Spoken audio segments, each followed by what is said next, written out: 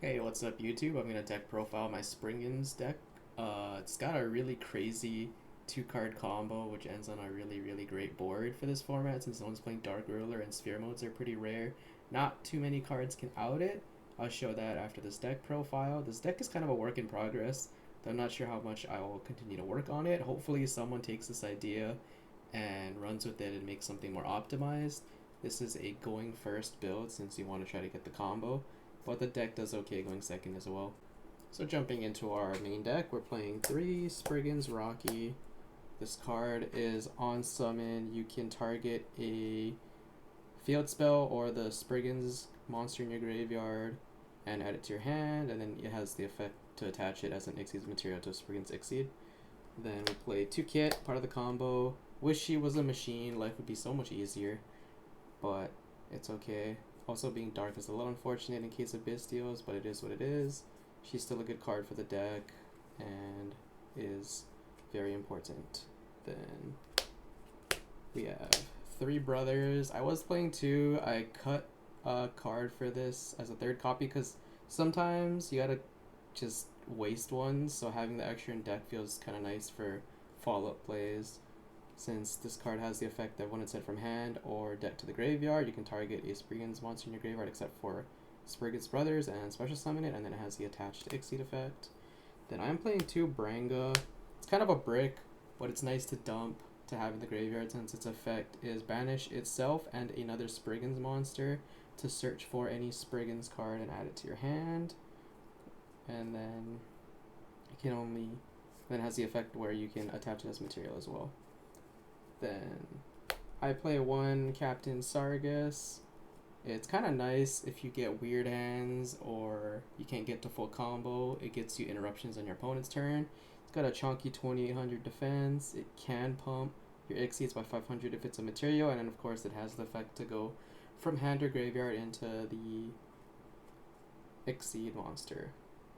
Then I am playing a Regulus since it's searchable off of our Exceed Captain Sargus, and it's an Omni Negate, so why not? It does come up, though you typically don't search it unless you have the Tally Hill already. Then 1 Cyberstein, it's part of the Degenerate combo. Then I'm playing a blue and a jet just to get more value out of the combo. They are bricks. You could debatably cut them to try to fit more consistency where you can, because this deck definitely lacks in consistency. I also feel like Ancient Fairy Dragon is viable in this deck somehow, but I haven't figured out a good way to use it yet. Then I play the spice of a Fossil Dyna on top of all of this, so there's a decent amount of bricks here, but you can get like branded in high spirits to like shuffle back some of them so it doesn't feel as bad, but they can also just come up being standalone decent cards. If you just like normal summon a Dyna, sometimes it's just enough. It's crazy, it can get you there. And then moving on to the spells here, we have Triple Tally-Ho.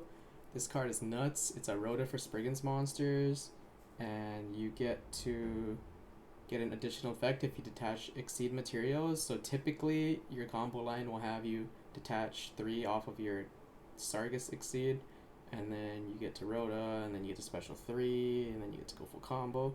Second effect is okay. It can detach Exceed material to add it back to your hand, but you can only use 1 effect in a turn, so it rarely comes up.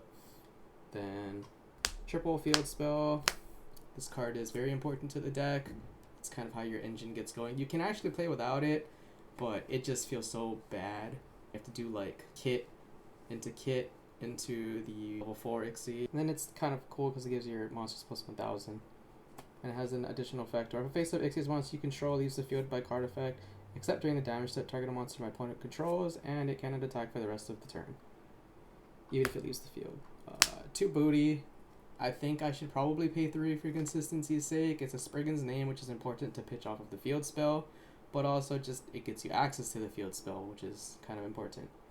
Then 3 watch. This is part of the 2-card combo. If you open watch and you open Great Sea, you get the crazy board. If you go uninterrupted, then as I mentioned, the 1 branded in high spirits, part of the combo line with the kit.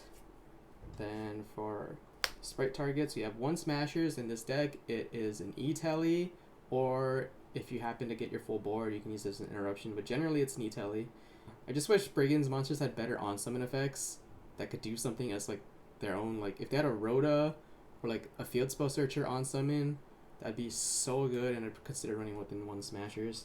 And then I play 1 Double Cross, because this is the best card to search off of the Sprite engine to make your Dyna almost impossible to out under standard gameplay conventions, because normally you could just normal summons and then just run it over, but Double Cross will steal the monster that they normal summon, and then they wouldn't be able to special summon, so in theory you just get a free turn skip.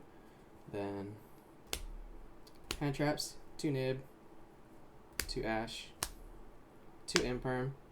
We're playing that ratio because I'm playing triple cross out, so we don't want to get nibbed. That's probably the card that hits us the most, but sometimes you need to dodge Imperms and Ashes, so it's there as an option.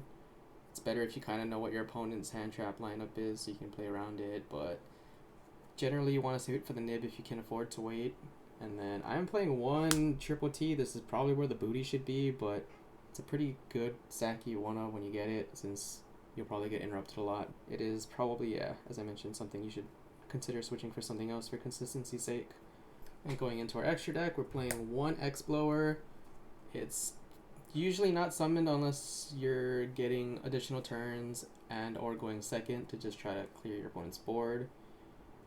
It is a really cool effect where you can target a zone your opponent controls, attach any number of materials as a card controls. If you do, destroy the same number of cards as material you detached that are adjacent and in the chosen zone. So if you somehow get 4 materials, you can potentially pop 4 cards. Really cool. So your opponent has to kind of play their zones correctly if they're afraid of this card. Then 2 Merrymakers. The go-to going first instant summon off of the field spell, or just generally getting your combos going, because it gets you instant access to Sargus, which is a 2-of, 1 for each Merrymaker. It lets you search for a Therion or Springans card as an ignition effect, so you can get your Tallyho or Regulus usually.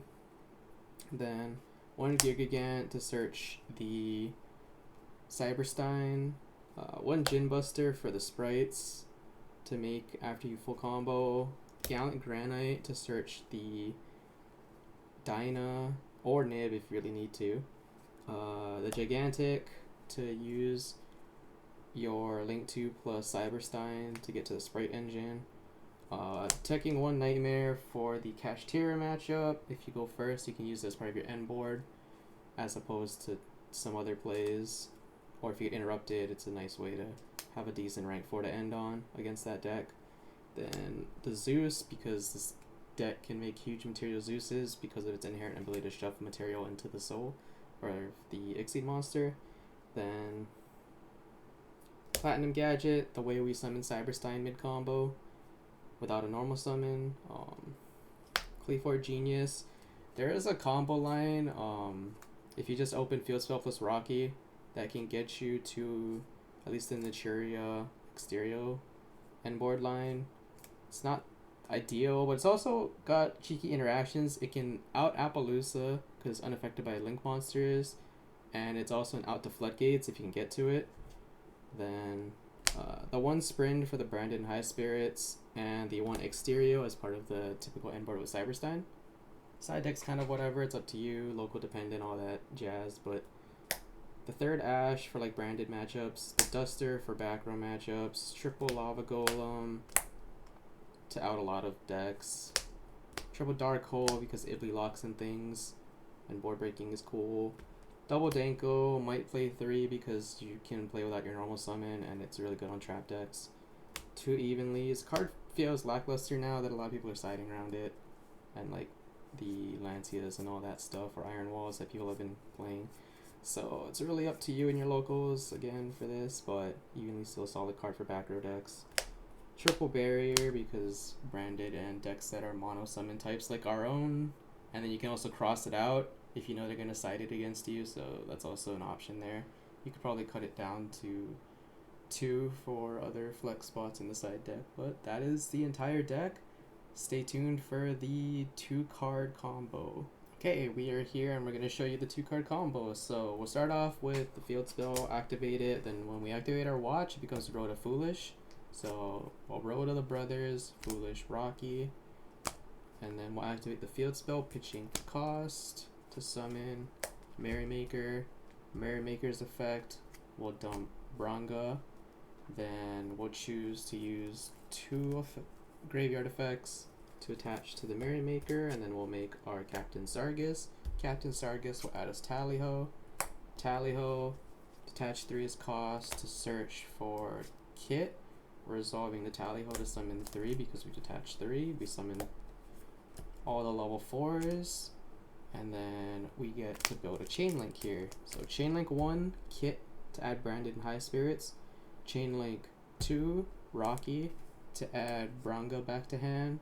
Chain link 3, the Great Golda to, Sargus targeting the Great Golda to add back to hand on resolution. So we'll resolve our chain link, add back to hand, add to hand, add Branded and High Spirits to hand, and then we have to resolve putting 1 card back. So we'll choose to put that back, and then here we can do a few things. I'll just go straight into Gear Gigant here.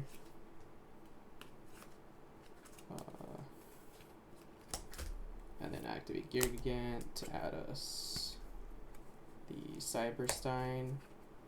And then activate Brandon High Spirits, revealing Branga. And then sending the Iron Dash. Then discarding the Branga so we can add back the second Kit. And then here we can activate Kit's effect because we control that in the graveyard. Special out Kit. And then we can make our Gallant Granite here, searching for Fossil Dyna. And then we'll use our 2 machines to link into a Platinum Gadget. And then Platinum Gadget can summon our Cyberstein to a zone it points to. And then Cyberstein's going to pay 5,000 to summon Exterio. And then, oh, this is in the graveyard.